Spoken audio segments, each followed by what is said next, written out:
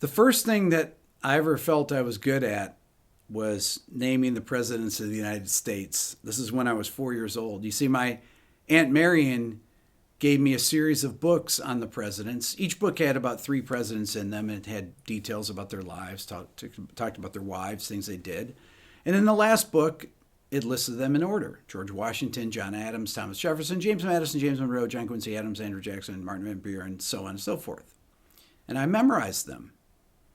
And people used to pay me a nickel or a quarter to recite them. I could recite them in 30 seconds, no problem. Faster than that even. I felt good that people thought I was smart or I had a good memory because of that. But then when I got to school, I started getting report cards really right from first grade, kindergarten. I go back and look at them. I still have a lot of them. My mom saved all of them. Ricky doesn't work up to ability. Ricky fights with other people. It was always bad stuff. I always was getting into trouble in school. And one of the things was that I wasn't a good reader. I definitely had some type of reading comprehension problem that went undiagnosed. I would read a paragraph and 30 seconds later have no idea what I read. I had massive problems reading books. Anytime that we had book assignments, I dreaded it because I would read chapter after chapter and not remember anything. And I thought, what is wrong with me? I have a great memory. Why can't I remember anything that I read? By the time I got to junior high, I really was doing badly in school. I took algebra. I remember the first marking period, I got a 38. My mom used to hide my report cards from my dad. 38, Rick? I know, Mom. I just don't understand. Then the next, she goes, well, do better in next marking period. Next marking period, I got a 42. My dad ended up finding out. He saw my report card. He saw the 38 and 42, and he got so mad. I remember him making my brother tutor me. My brother was an engineering student at the time in college and a real math whiz. But my brother would get so frustrated. He'd try to explain things to me, and he'd just tell my dad, I can't teach him anything. He's such an idiot. Dad's like, never mind. I'm not driving him to summer school. And to this day, all my siblings, we all laugh about this. My brother, ironically, is now a college professor, right? Mr. Patience. I barely passed. I got a 66 in the class that year, and I passed. But that's the only math class I ever took. Everything else in school, I took non-Regents class. Where I'm from in upstate New York, Regents were basically your average students. You get a Regents diploma, and you basically were a competent or mid-level student. There was no AP, but we had advanced classes. But I was in the non-Regents students, for the bad students. I was a bad student. When I got those report cards, I'll never forget, my mom used to say, these teachers don't know how to teach you. You're smarter than they are. And I used to think, you're right, Mom. In the back of my mind, I thought, well, Mom's just saying that. I am really a bad student, and I really don't understand these things. So I really didn't have a lot of confidence in myself. Now, I played sports before then. I played Little League, and I was good in Little League, and I was good in basketball. In gym class in 7th grade, we had a coach, Coach Jacoby, Paul Jacoby. He was a coach of the high school track team. And what they would do, the junior high coaches, they'd scout people for different sports. You'd scout people for football, for basketball, for baseball, and for track.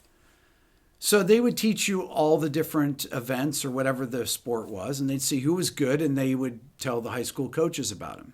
When I got to track, I was a very fast runner, really fast, running the 50 and the 100. Then he got to the field events and he introduced the long jump. And I remember in gym class, I ran down this dirt runway and we just had a wooden board there and this terrible long jump pit. But I jumped almost 20 feet and the coach couldn't believe it. The other kids were jumping 12 feet, something like that. I could jump incredibly high when I was that age. I could just about grab the rim from a standstill. I had a really high vertical jump and I was fast. So of course I could long jump, and I long jumped in gym class as far as the kids in the high school track team. So the coach said, you need to run 7th and 8th grade track. I went out for the track team and I started winning events. I won the long and triple jump, the 100 meters. But in the jumping events, I would win by 5 feet. I long jumped 23 feet, 1 inch in 8th grade. But I could jump 22 feet in 7th grade in the long jump. And my triple jump was about 43 feet or so, very far. I would really win events by 10 feet. And I'd get announced over the loudspeaker on people that won or that set records. And so I'd constantly be on the loudspeaker. And even though I was doing terribly in school, at least I was really good in something. Well, that also happened to be the year that I took up guitar, the summer of 7th grade, because I broke my ankle right at the end of the school year, first week of summer. I broke my ankle, and it was a bad break. I was in a cast for 13 weeks. I've talked about that. That's when I learned the guitar. I had a $1 guitar sitting around the house that my brother Mike had gotten from a friend of his. A plywood global guitar was the name. It was terrible. But I learned my first song on it. I had a chord book, America's First Record. And I learned the song, Never Found the Time. I made a video about it. First chord in it is G sus, right? Of course I learned a sus chord as the first chord. But I started learning chords from that book. And then I realized, well, I could figure out songs by ear. And I learned Stairway to Heaven, and I learned anything was out. Any Beatles song, any Rolling Stones song, I could figure out all the chords. I had a great ear. Yeah, I played cello. I started in 3rd grade on the cello, but I wasn't really interested in that. But the one thing about the cello was that the hand spacing of the cello, when you turn it like this, is exactly the same as the guitar. So when I started playing guitar, I had chops. I could play scales, and I could play any riffs that were out, Black Sabbath, whatever it was. I could play the riffs. I could figure them out, and I could play them. I remember we had field day in 8th grade. Field day was when everybody would sit around, and I brought my guitar. At that time, it was a Penco 12-string, because my mom, after playing guitar for 6 months or so, went out and said, okay, I'm going to buy you a guitar. We went to a music store, and I had never seen a 12-string, and she bought me this 12-string, this Penco 12-string, $120. Don't tell your dad how much it costs. My mom worked at the American Can Company. She worked on the lines. $120 is probably what she made in a month. I mean, that was ridiculous that my mom would spend that much money on a guitar. But I promised her I'd play it. My brother and sister used to make fun of me when I'd sit on the front steps at our house. They said, do you know any other song but that? Of course, I'd be playing different songs all the time.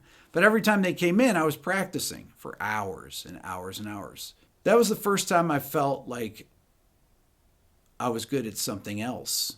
I was good at track, and I was really good at the guitar. Now, I made a video last week where I talked about not getting into college, except for the fact that I was so good in track that I got recruited for the track team at Fredonia State University. And I went as a history major.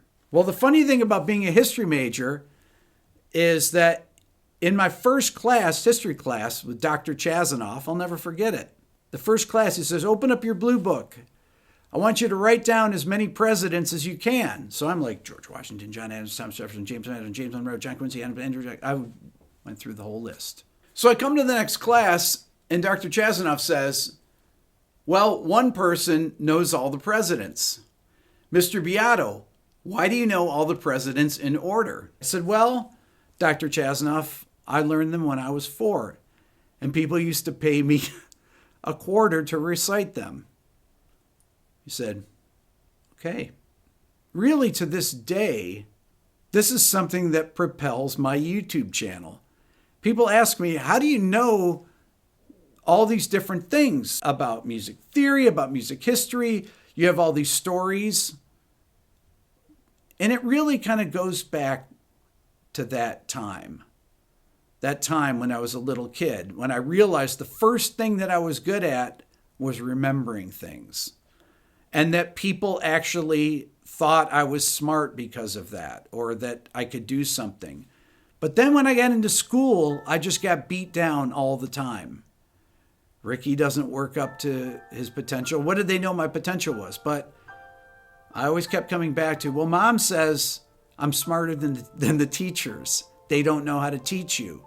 My mom and I laughed about that for the rest of our lives. My mom passed away back in 2016, 3 weeks before I started this YouTube channel. I was talking with all my siblings. I have 6 other siblings. We all laugh about this. We get on FaceTime, all of us, and we talk all at the same time. Oh, once a week at least. I'm very close with all my siblings. And we laugh about the teachers don't know how to teach you. The mom would always stick up for me. Rick, you're smarter than the teachers. And when I became a teacher, I took these things to heart. And I always would think, maybe the students are smarter than me. Maybe I don't know how to teach them, the ones that didn't do well. So I'd find different ways of teaching them. I'd find things that they were good at, search for those things, and build upon it. I mean, that's the secret to learning. It's really the secret to everything. And I'm glad that my mom gave me the confidence to realize that. Thank you so much for watching.